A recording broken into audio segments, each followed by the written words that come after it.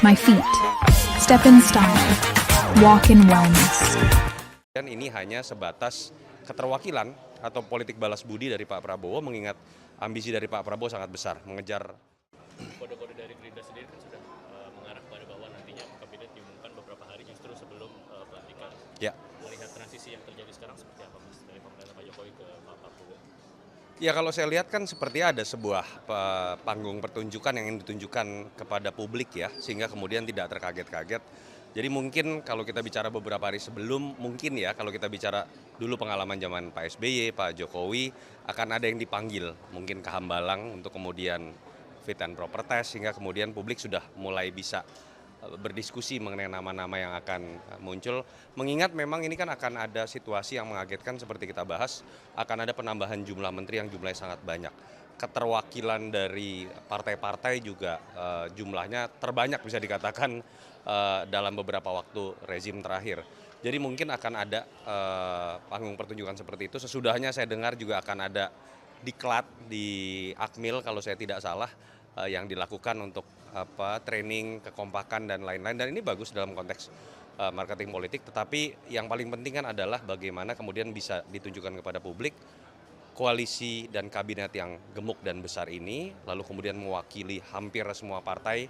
Kalau PDI Perjuangan masuk berarti semua partai, tidak mengorbankan kualitas dari menteri itu sendiri. Jadi jangan sampai kemudian ini hanya sebatas keterwakilan atau politik balas budi dari Pak Prabowo, mengingat ambisi dari Pak Prabowo sangat besar. Mengejar pertumbuhan ekonomi 8% itu jauh melebihi bahkan ambisi Pak Jokowi dalam 2 kali pemerintahan. Jangan sampai kemudian keterwakilan itu tapi mengorbankan kualitas dari kabinet yang harusnya menjadi zakon kabinet atau kabinet ahli.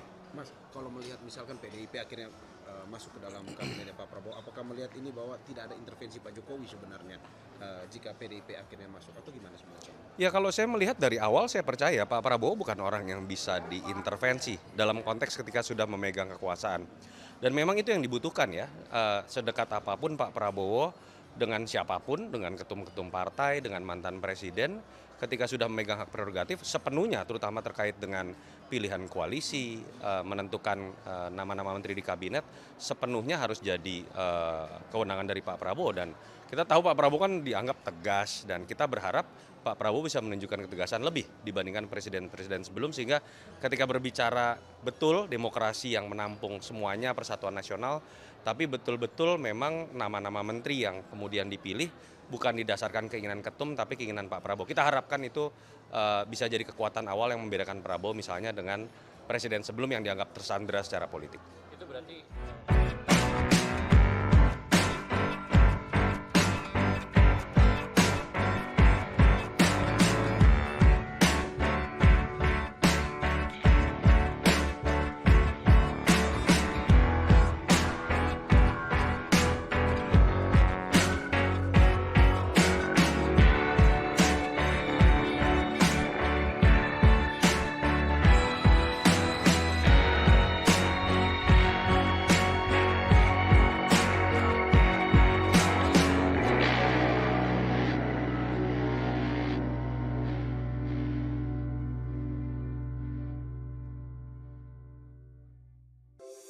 Di antara banyak sumber informasi, kami layak dipercaya.